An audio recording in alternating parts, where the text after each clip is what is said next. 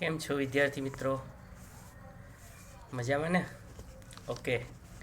હવે આપણે વાણિજ્ય વ્યવસ્થા અને સંચાલન ધોરણ 12 કોમર્સ એમાં છઠ્ઠું પ્રકરણ દોરવણી એ આપણે શરૂ કરેલ છે. દોરવણીમાં આગળ વધીએ તે પહેલાં અત્યાર સુધી આપણે જે કંઈ પણ ભણ્યા છે એની એક ટૂંકી માહિતી મેળવી લઈએ. તો સૌથી પહેલાં તો દોરવણી એટલે શું, તાબેદારોને માર્ગદર્શન આપવું અને તેમના પર દેખરેખ રાખવી એટલે દોરવણી. ત્યારબાદ દોરવણીના લક્ષણો અને મહત્ત્વ બંને આમ જોવા જઈએ તો બોર્ડમાં 3 માર્ક્સની એક એવી 2 ટૂંક નોંધો છે. કેટલીક વખતે એવું એ બને કે 5 માર્ક્સનો પ્રશ્ન દોરવણીના લક્ષણોવાળો અર્થ સાથે પૂછાય તો આપણે 8 લક્ષણો અને 1 માર્ક્સની વ્યાખ્યા એવી રીતે એ તૈયાર કરી શકીએ. ત્યાર પછી વેરિયસ એલિમેન્ટ્સ ઓફ ડાયરેક્ટિંગની વાત થઈ, દોરવણીના તત્વો, ઘટકો. તો અહીંયા દોરવણીના મુખ્ય 4 તત્વો છે: નિરીક્ષણ, નેતૃત્વ, અભિપ્રેરણ અને માહિતી સંચાર. એમાં સૌથી પહેલાં આપણે નિરીક્ષણ એટલે શું અને નિરીક્ષકના કાર્યોનો પરિચય મેળવ્યો. ત્યારબાદ અભિપ્રેરણ, ઈચ્છિત કાર્ય કરવા માટે કોઈને કે પોતાને પ્રેરણા આપવાની પ્રક્રિયા એટલે અભિપ્રેરણ. અભિપ્રેરણના લક્ષણોની વાત થઈ, એ 3 માર્ક્સની ટૂંક નોંધ. અને 5 માર્ક્સનો પ્રશ્ન આપણે જોયો એ ગયા વિડીયો લેક્ચરમાં, અને એ ખૂબ જ મહત્ત્વનો 5 માર્ક્સનો પ્રશ્ન એટલે માસ્લોની જરૂરિયાતનો અગ્રતાક્રમ. એ પ્રશ્ન ખૂબ જ અગત્યનો છે. 5 માર્ક્સમાં બોર્ડમાં પણ પૂછાયેલો છે. આકૃતિ સાથે આપણે એ દોરવાનો હતો અને બહુ સહેલો છે. 5 મુદ્દા એના ઉધ્વગતિમાં નીચેથી ઉપર તરફ બતાવવાના છે. એમાં શારીરિક હોય, સલામતી હોય, સામાજિક હોય, પ્રતિષ્ઠાની હોય કે આત્મસિદ્ધિની જરૂરિયાત હોય. ત્યારબાદ આપણે નાણાકીય પ્રોત્સાહનોનો પણ પરિચય મેળવ્યો કે એવા પ્રોત્સાહનો જેમાં નાણું મહત્ત્વનો ભાગ ભજવતું હોય એને નાણાકીય પ્રોત્સાહન કહે, જેમાં નફામાં ભાગ આપવો, સહભાગીદારી, બઢતી, બોનસ, કમિશન, ઇનામ અને સલાહ સૂચન. તો આટલું કન્ટેન્ટ આપણે વિદ્યાર્થી મિત્રો ગયા વિડીયો લેક્ચર સુધીમાં ભણી ગયા. હવે આગળ વધીએ તો બિન નાણાકીય પ્રોત્સાહનો તમે સ્ક્રીન ઉપર જોઈ શકો છો. 3 માર્ક્સની આ એક શોર્ટ નોટ પ્રકારનો પ્રશ્ન છે. બિન નાણાકીય પ્રોત્સાહન, નોન ફાઇનાન્શિયલ ઇન્સેન્ટિવ્સ, પેન્સિલથી તમે ચોપડીમાં 3 માર્ક્સ એવું બાજુમાં લખી રાખો, અંડરલાઇન કરો. જે પ્રોત્સાહનો નાણાં આધારિત નથી હોતા તેવા પ્રોત્સાહનોને બિન નાણાકીય પ્રોત્સાહન કહે છે. 1 માર્ક્સ આખી ટૂંકનો 3 માર્ક્સની 6 મુદ્દા છે.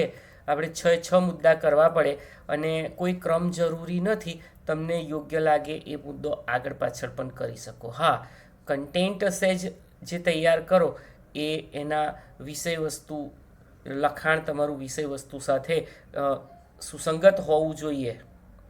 તો જે પ્રોત્સાહનો નાણાં આધારિત નથી હોતા, વિધાઉટ મોનેટરી સોર્સિસ તમે ઇન્સેન્ટિવ્સ પૂરા પાડો છો, એ બધા જ બિન નાણાકીય પ્રોત્સાહન છે.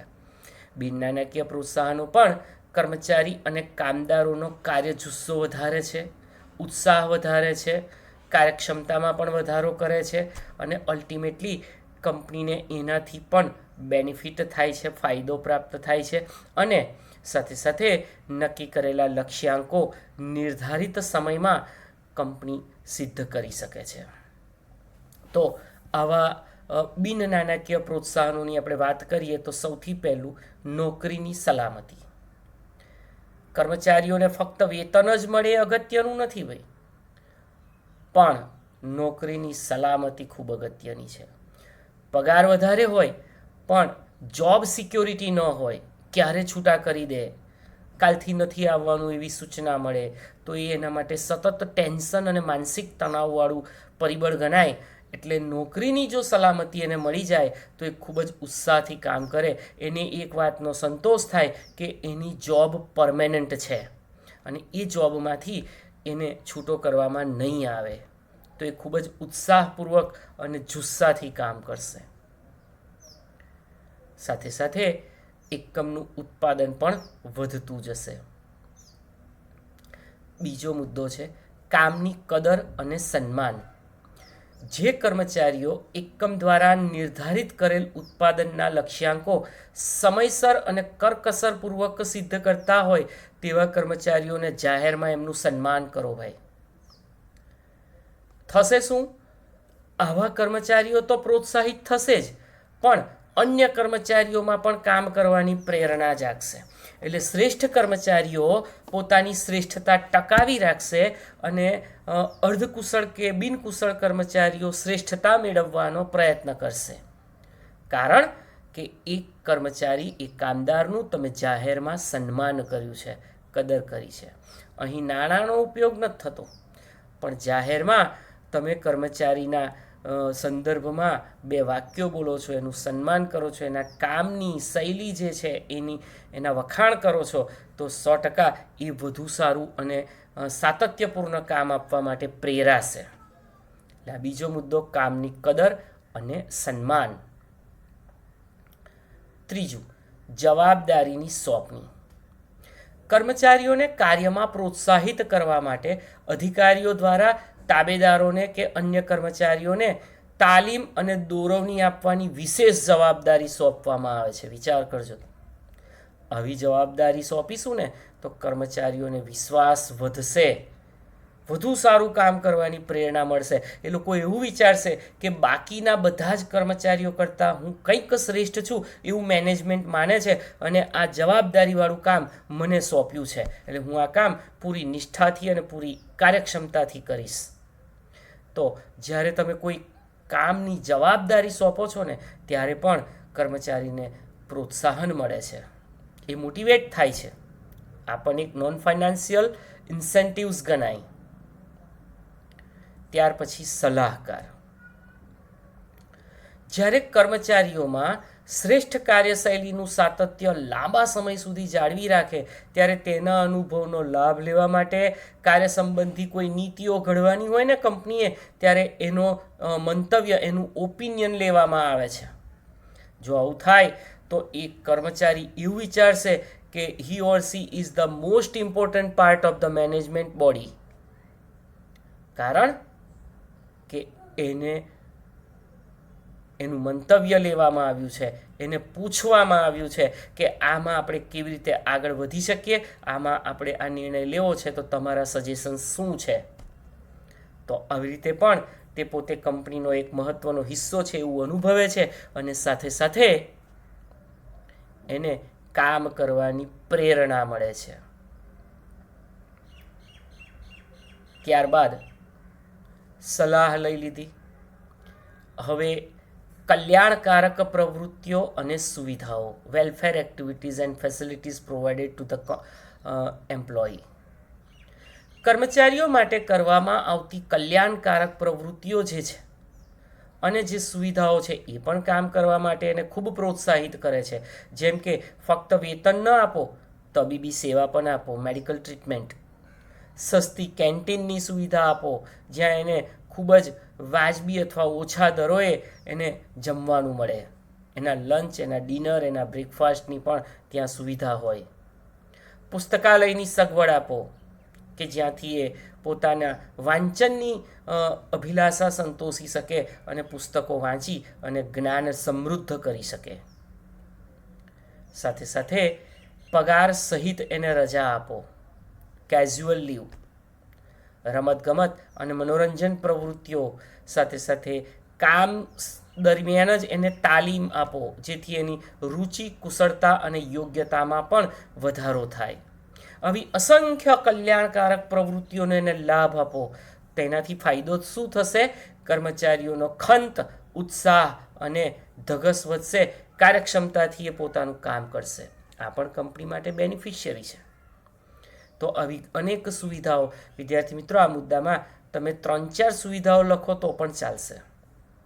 તો આ પણ સીધી રીતે તમારે કર્મચારીઓને ફાઇનાન્શિયલ અસિસ્ટ નથી કરવાના, નાણાકીય મદદ નથી આપવાની, પણ આડકતરી રીતે તમે નોન મોનેટરી ઇન્સેન્ટિવ્સના ભાગરૂપે આવી ફેસિલિટીઝ એમને આપશો તો પણ એમનો ઉત્સાહ, જુસ્સો, વફાદારી અને કાર્યક્ષમતામાં વધારો થશે. ત્યારબાદ છેલ્લું અન્ય પ્રોત્સાહન. આ બધા જ ઉપરના પ્રોત્સાહનો જે આપણે અગાઉ જોઈ ગયા એ કર્મચારીઓને કાર્ય કરવા માટે પ્રોત્સાહિત કરશે, પણ બીજા અન્ય પ્રોત્સાહનો પણ આપવામાં આવે. હવે આ અન્ય પ્રોત્સાહનો કયા કયા? રહેઠાણની સગવડ. વિદ્યાર્થી મિત્રો, ક્વાર્ટર્સ આપવાના એમને. તમે જુઓ, આપણે વડોદરામાં આઈપીસીએલના કર્મચારીઓ માટે આઈપીસીએલના ક્વાર્ટર્સ છે. બીજી ઘણી બધી એવી કંપનીઓ છે કે જે પોતાના કર્મચારીઓને ઘરભાડા ભથ્થું પણ આપે છે, રહેઠાણની સગવડ પણ કરી આપે છે, ક્વાર્ટર્સ પણ આપે છે. લાઈફ ઇન્સ્યોરન્સ, જીવન વીમો એમનો કાઢી આપો. એમના ચાઇલ્ડ એજ્યુકેશન પૂરા પાડો, એટલે કે બાળકોનું શિક્ષણ હોય એની ફી ચૂકવી આપો. પુસ્તકોની સુવિધા આપો. ઘરેથી ધંધાકીય એકમ સુધી આવવા જવા માટે ટ્રાન્સપોર્ટેશન એટલે કે વાહનની સુવિધા કરી આપો. આપણે જોઈએ છે કે અહીંયા વાઘોડિયા રોડ ઉપર આવેલી ઘણી બધી કંપનીઓ જે છે, એપોલો છે કે બધી, એમના કાયમ ત્યાંથી લક્ઝરી બસમાં કર્મચારીઓ અપડાઉન કરતા હોય છે. તો આવી રીતે જવા આવવાની સુવિધા પણ આપણે એમને આપી શકીએ મિત્રો. તો આ પ્રમાણે 3 માર્ક્સનો આ પ્રશ્ન છે, એકદમ સહેલો છે. હું મુદ્દા રિપીટ કરું છું. બિન નાણાકીય પ્રોત્સાહન એટલે શું? જે પ્રોત્સાહન નાણાં આધારિત નથી હોતા તેવા પ્રોત્સાહનોને બિન નાણાકીય પ્રોત્સાહન કહે છે. કયા કયા પ્રોત્સાહન? પહેલું, નોકરીની સલામતી. બીજું, કામની કદર અને સન્માન. ત્રીજું, જવાબદારીની સોંપણી. ચોથું, સલાહકાર. પાંચમું, કલ્યાણકારક પ્રવૃત્તિઓ અને સુવિધાઓ. અને છેલ્લું, અન્ય પ્રોત્સાહનો. તો વિદ્યાર્થી મિત્રો, આ 6 મુદ્દા આપણે ખાસ તૈયાર કરવાના છે. પરીક્ષાલક્ષી છે, ટૂંકનોંધ સ્વરૂપે એ પૂછાતા હોય છે.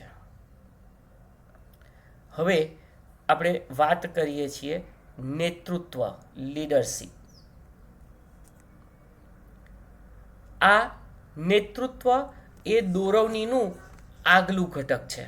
અત્યાર સુધી આપણે 2 કોમ્પોનન્ટ્સ ભણ્યા, 2 ઘટકો ભણ્યા, અને એ હતા નિરીક્ષક અને અભિપ્રેરણ. હવે નેતૃત્વની અંદર સ્ક્રીન ઉપર તમે જોઈ શકો છો એ પ્રમાણે એનો અર્થ, એની લાક્ષણિકતાઓ અને સારા નેતાના ગુણો, which is most important short note of the topic, even we can say of the subject.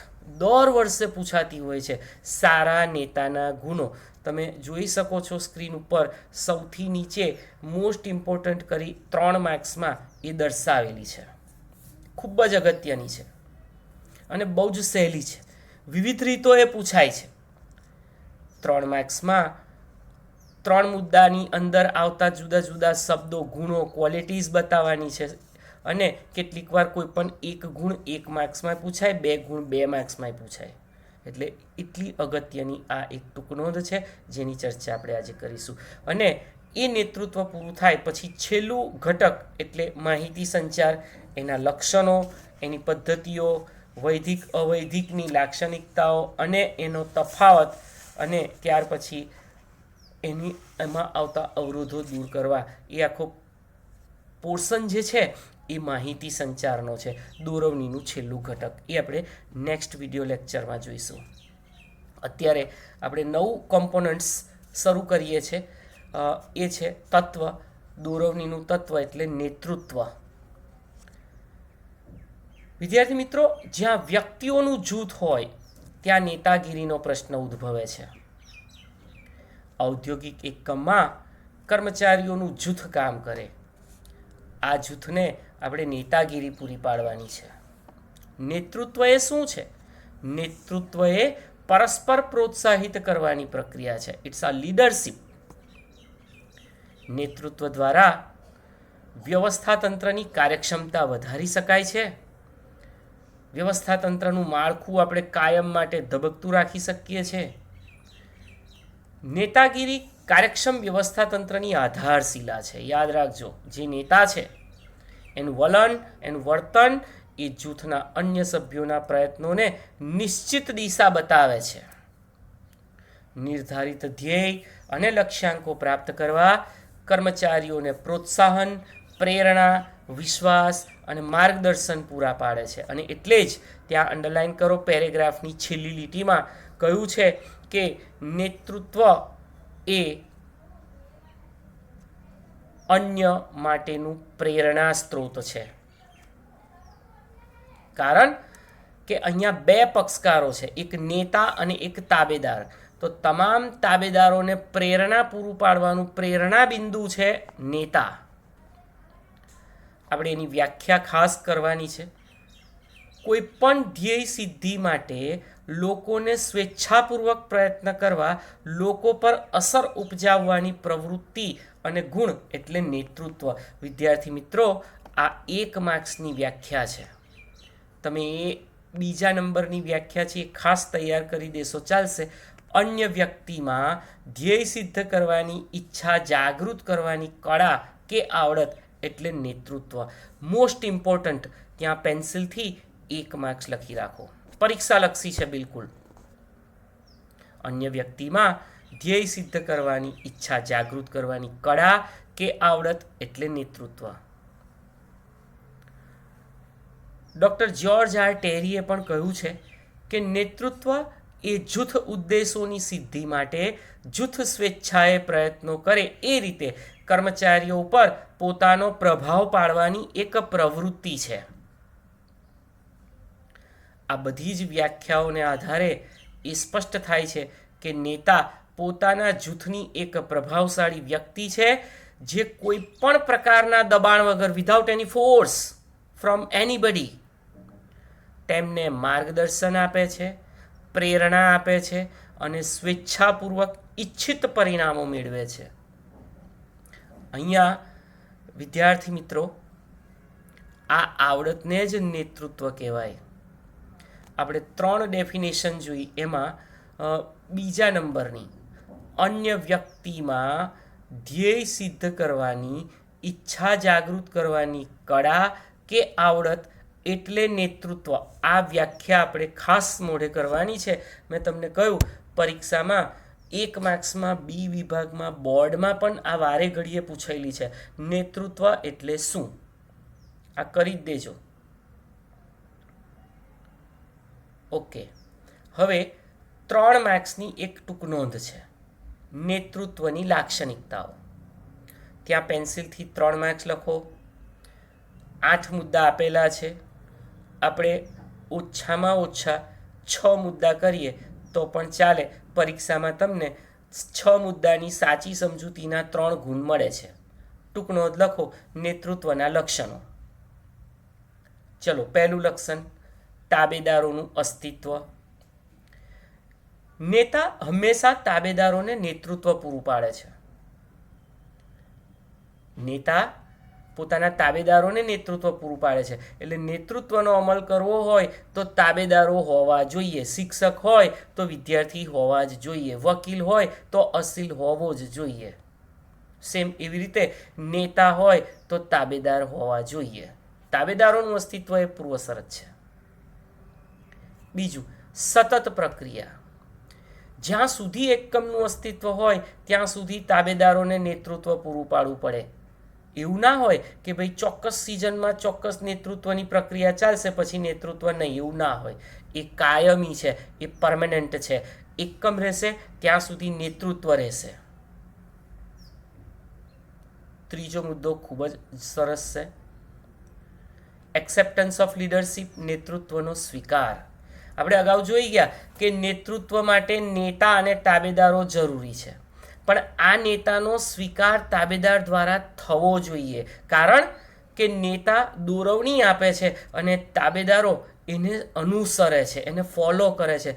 જો તાબેદારોના મનમાં નેતા પ્રત્યે કોઈ પણ પ્રકારનો રાગ કે દ્વેષ હોય તો એ નેતાના સૂચનોને સ્વીકારતા નથી. મિત્રો, તમે જુઓ, અમેરિકાના પ્રેસિડેન્ટ ડોનાલ્ડ ટ્રમ્પને જ્યારે ફર્સ્ટ ટાઈમ ઇલેક્શનમાં એ ઊભા અને જીત્યા, ત્યારે અમેરિકાની મોટા ભાગની પબ્લિક એમનો સ્વીકાર નહોતી કરતી, વિરોધ કરતી હતી. તો એ ના ચાલે. તાબેદારો દ્વારા નેતૃત્વનો સ્વીકાર થવો જોઈએ. ચોથું લક્ષણ, અવૈધિક અને પ્રભાવ ઊભા કરી શકે તેવા સંબંધો હોવા જોઈએ. નેતા એ વૈધિક રીતે અમુક જૂથના વડા છે, લીડર છે, ગ્રુપ લીડર છે, પરંતુ અવૈધિક રીતે પણ એના પરિચયમાં આવતી વ્યક્તિના વર્તન પર અસર ઉપજાવી શકે અને ધ્યેય સિદ્ધિ માટે પ્રેરિત કરે. યાદ રાખજો મિત્રો, વૈધિક એટલે એકમના વ્યવસ્થાતંત્રીય માળખાના નિયમ અનુસાર કામ કરે, અને અવૈધિક એટલે માનવીય સંબંધો અને મિત્રતાને આધારે એકબીજાને મદદ કરે. તો નેતા એવો પણ હોવો જોઈએ. આદર્શ વ્યક્તિત્વ, નેતા આદર્શ હોવો જોઈએ. Leader should be ideal. નેતા પોતાના આચરણ કે વર્તણૂકથી તાબેદારોને પ્રભાવિત કરે છે. નેતામાં અમુક ગુણો જન્મજાત હોય છે, કેટલાક વિકસેલા હોય છે. આવી ગુણસભર વ્યક્તિ જ અસરકારક નેતૃત્વ પ્રદાન કરી શકે. એટલે leader should be ideal personality. છઠ્ઠું લક્ષણ છે અભિપ્રેરણ. આપણે અભિપ્રેરણ એટલે શું એ ભણી ગયા. તાબેદારોને માર્ગદર્શન આપવું અને તેમના પર દેખરેખ રાખવી એ દોરવણીનું એક ઘટક એટલે અભિપ્રેરણ. અને અભિપ્રેરણ એટલે ઈચ્છિત કાર્ય પાર પાડવા કોઈને કે પોતાને પ્રેરણા પૂરી પાડવાની પ્રક્રિયા એટલે અભિપ્રેરણ.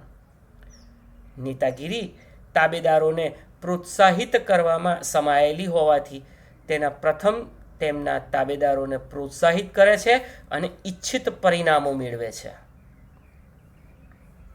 એટલે અભિપ્રેરણાત્મક વલણ હોવું જોઈએ નેતાનું. હાર્મની ઓફ ઇન્ટરેસ્ટ, હિતોની એકવાક્યતા. નેતૃત્વમાં નેતા અને તેના તાબેદાર આ બંનેના હિતો એક હોવા જોઈએ, એકવાક્યતા સધાવી જોઈએ. જો નેતા અને તાબેદાર બંનેના હિતો અલગ અલગ હશે તો નેતૃત્વ બિનઅસરકારક બનશે અને નિરર્થક નીવડશે. એટલે બંનેના હિતોની એકવાક્યતા ત્યાં હોવી જોઈએ. સિચ્યુએશનલ ઇફેક્ટ, આઠમું લક્ષણ. નેતાની સફળતાનો આધાર ચોક્કસ પરિસ્થિતિ ઉપર રહેલો છે. હવે જો પરિસ્થિતિમાં ફેરફાર થશે ને તો નેતાને સફળતા નહીં મળે. અમુક વખતે સિચ્યુએશનલ ઇફેક્ટ એ પણ નેતૃત્વને અસરકારક રીતે પ્રોત્સાહિત કરવાનું, એક કર્મચારીઓને પ્રોત્સાહિત કરવાનું એક પ્રેરણાબળ પૂરું પાડે છે. તો આ પરિસ્થિતિઓની અસર, કુલ 8 લક્ષણોની આપણે વાત કરી. એ પહેલાં હું વ્યાખ્યા રિપીટ કરું. અન્ય વ્યક્તિઓમાં ધ્યેય સિદ્ધ કરવાની ઈચ્છા જાગૃત કરવાની કળા કે આવડત એટલે નેતૃત્વ. લક્ષણો: તાબેદારોનું અસ્તિત્વ, સતત પ્રક્રિયા, નેતૃત્વનો સ્વીકાર, અવૈધિક અને પ્રભાવ ઊભા કરી શકે એવા સંબંધો, આદર્શ વ્યક્તિત્વ, અભિપ્રેરણ, હિતોની એકવાક્યતા અને પરિસ્થિતિઓની અસર. વિદ્યાર્થી મિત્રો, આજના સેશનમાં સૌથી અગત્યની એવી ટૂંકનોંધની વાત કરવા આપણે હવે જઈ રહ્યા છીએ, અને એ છે સારા નેતાના ગુણો, qualities of a good leader.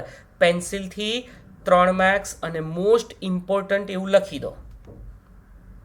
Most important 3 ગુણનો આ પ્રશ્ન છે. મેં કહ્યું એમ કેટલીક વાર પરીક્ષામાં કોઈ પણ 1 માર્ક્સમાં પણ પૂછાય કે ભાઈ સારા નેતાના બૌદ્ધિક ગુણો જણાવો, તો તમારે કોઈ પણ 4 ગુણ, 4 ક્વોલિટીઝ લખી દેવાની.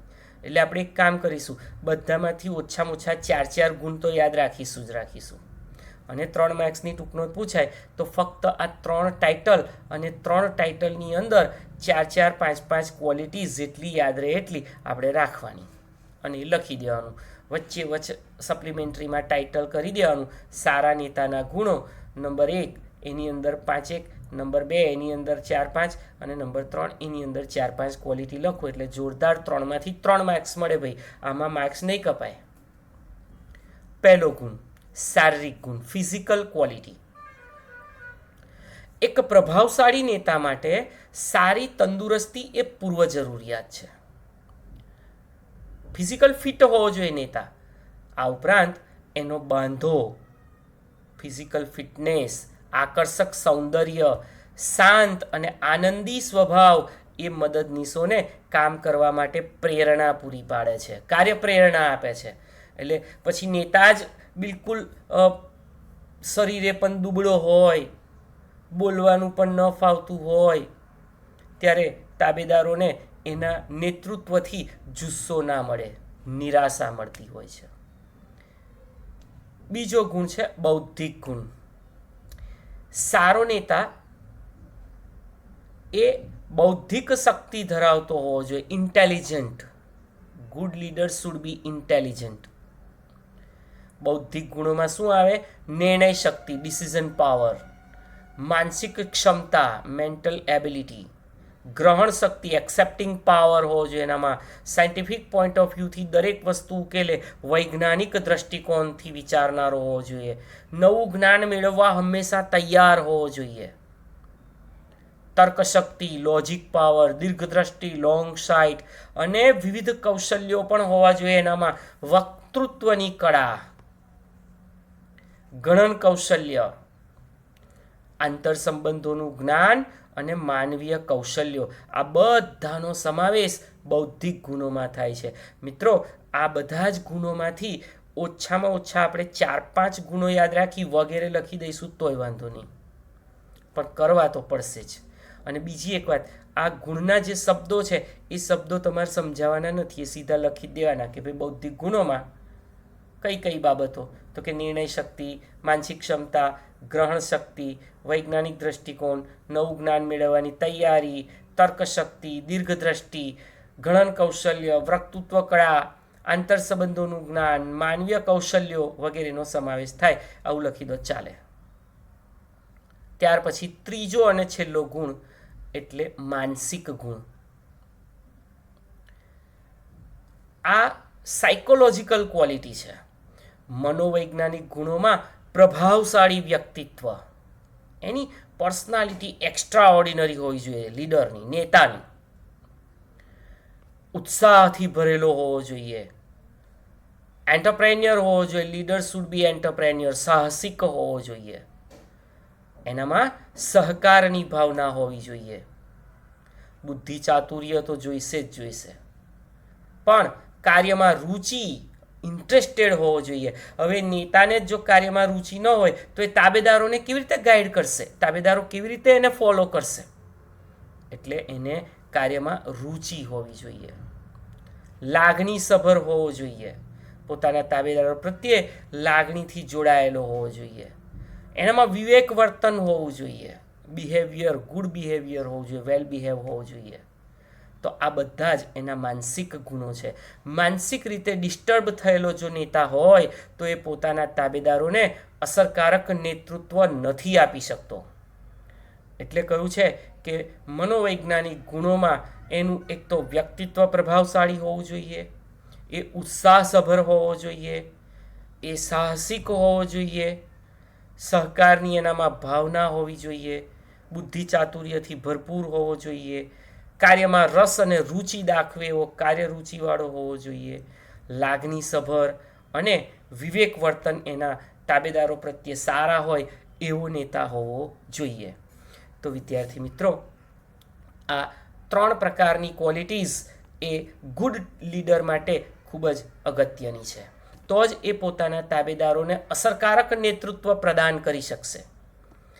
હું 3 ગુણો એના મહત્વના 4-5 શબ્દો સાથે રિપીટ કરું છું, ધ્યાનથી સાંભળો. પહેલું, શારીરિક ગુણો. શારીરિક તંદુરસ્તી પૂર્વ જરૂરિયાત, શારીરિક બાંધો, આકર્ષક સૌંદર્ય, શાંત અને આનંદી સ્વભાવ. બીજું, બૌદ્ધિક ગુણો. એના નિર્ણય શક્તિ, માનસિક ક્ષમતા, ગ્રહણ શક્તિ, નવું જ્ઞાન મેળવવાની તૈયારી, તર્ક શક્તિ, દીર્ઘદ્રષ્ટિ, આ બધા જ કૌશલ્યો, વક્તૃત્વ, ગણન કૌશલ્ય વગેરે. અને માનસિકની વાત કરીએ તો પ્રભાવશાળી વ્યક્તિત્વ હોવું જોઈએ, એનામાં ઉત્સાહ, સાહસિકતા, સહકારની ભાવના, બુદ્ધિ ચાતુર્ય, લાગણી અને વિવેક વર્તન એનામાં ભરપૂર હોવા જોઈએ. તો વિદ્યાર્થી મિત્રો, આ અસરકારક નેતૃત્વ પ્રદાન કરવા માટે સારા નેતાના ગુણો ખૂબ જ જરૂરી છે. હવે અહીંયા આપણે આજનું આ સેશન પૂરું કરીએ છીએ ત્યારે તમારે હોમવર્કમાં શું કરવાનું છે, તો સૌથી પહેલાં બિન નાણાકીય પ્રોત્સાહનોની જે ટૂંકનોંધ હતી એ બિન નાણાકીય પ્રોત્સાહનની ટૂંકનોંધના 6 મુદ્દા હોમવર્કમાં લખવાના છે. ત્યારબાદ નેતૃત્વની વ્યાખ્યા, એક વ્યાખ્યા જ લખજો ખાલી. અન્ય વ્યક્તિમાં ધ્યેય સિદ્ધ કરવા, ઈચ્છા જાગૃત કરવાની કળા કે આવડત એટલે નેતૃત્વ. એક જ વ્યાખ્યા લખી અને એના ગમે તે 6 લક્ષણો સમજાવશો ચાલશે. પરીક્ષામાં પણ તમારે 6 લક્ષણોની જ સમજૂતી આપવાની, બિનજરૂરી લાંબુ લખાણ લખવાની કોઈ જ જરૂર નથી, જેથી કરી પાછળ આપણો સમય ખૂટે. એટલે 8માંથી તમને યોગ્ય લાગે, સમજાવી શકાય એવા 6 લક્ષણો આપણે તૈયાર કરીશું અને લખી દઈશું હોમવર્કમાં. અને આજની સૌથી અગત્યની, ફરી રિપીટ કરું છું, સૌથી અગત્યની એવી ટૂંકનોંધ સારા નેતાના ગુણો એ આપણે મોઢે પણ કરી દેવાની છે અને હોમવર્કમાં પણ લખવાની છે, જેથી કરી પરીક્ષામાં જ્યારે પણ સારા નેતાના ગુણો પૂછાય આપણને એમાં પૂરેપૂરા 3માંથી 3 માર્ક્સ મળવા જ જોઈએ અને મળે જ છે. એટલે આ એક ટૂંકનોંધ આપણે ખાસ કરવાની છે.